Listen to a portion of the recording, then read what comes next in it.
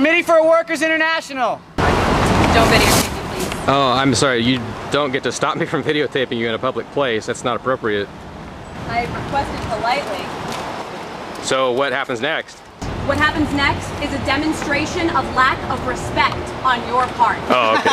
All right. That's what happens next. Okay. A rude individual. This edition of the Ridley Report is brought to you by mail-to-jail.com. Something that rhymes with com.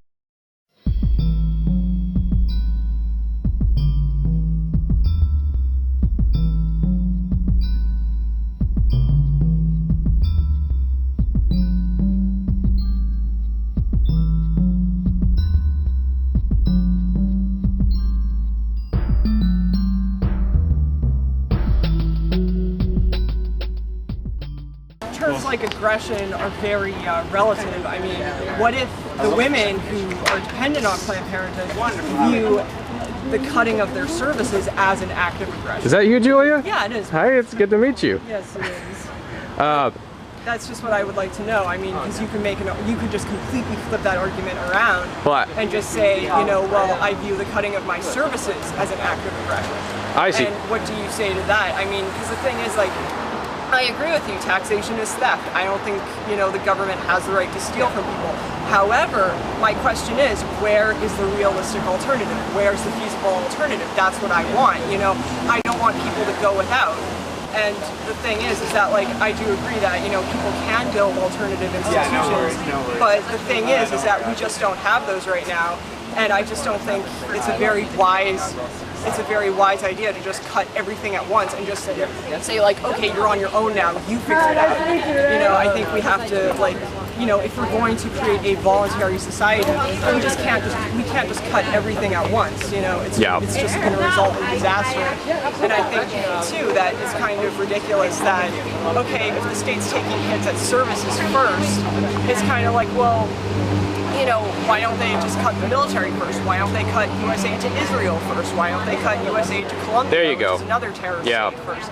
And I just don't see why working people who, you know, are dependent on this welfare state, which I do agree, you know, like the whole welfare state was a product of the elite class trying to de-radicalize the working class. However, you know... I can't hear you when you're that far back, Julia. Okay, sorry, but however, when, you know, things are cut, why is it that the working people are always the first ones to be screwed over? Like, why exactly. Is it that, like, we can't, you know... So that's why I'm here, basically, is I just want to say, like, I just think it's completely ridiculous that the first things that will get cut are the services that people do depend on. I think that, you know, it just blatantly hypocritical, and it just shows you who the state really works for. Yep. You know, so. I love my hair. Yeah.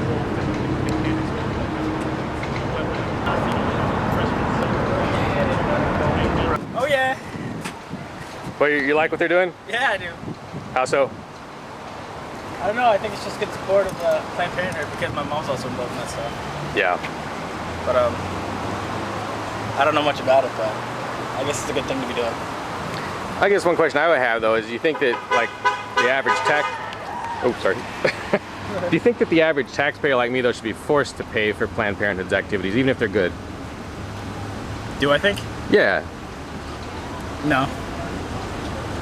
Well, do you think? Well, I guess I'm kind of against all taxpayer-funded stuff, yes, you know, because it all comes out of my wallet. I want to get to choose. Pro-choice. Oh, yeah.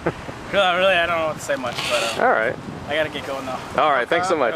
Take care. You take care. All right, bye. I'm standing here with Renee from New Hampshire. You and I have known each other for a while, so you're less reluctant to talk to me than some of these folks are. Because I love you. Thank you. But so you came all the way out here, and you have a different opinion from them too, correct? I do, but I also share a lot of the same concerns as them. I guess the biggest thing right now is trying to explain the difference between the taking away of a right and the taking away of funding, which I think is critical in helping people to come to terms with what actually happened. No one's taking away any rights. None of the services provided by Planned Parenthood were banned or outlawed. That's the taking away of a right, is when government says this is illegal, you can no longer do it. Or you will, the full force of the law will come down upon you. That isn't what happened. The right wasn't taken away. The funding, which was being funded through taxation, infringed on other people's rights of conscience and freedom of religion, among other rights too, like just property rights. One of the things I've been thinking about a lot is getting through an idea of we do have a right to our own charity, and kind of like they're saying a right to health, and you do have a right to your health and health care.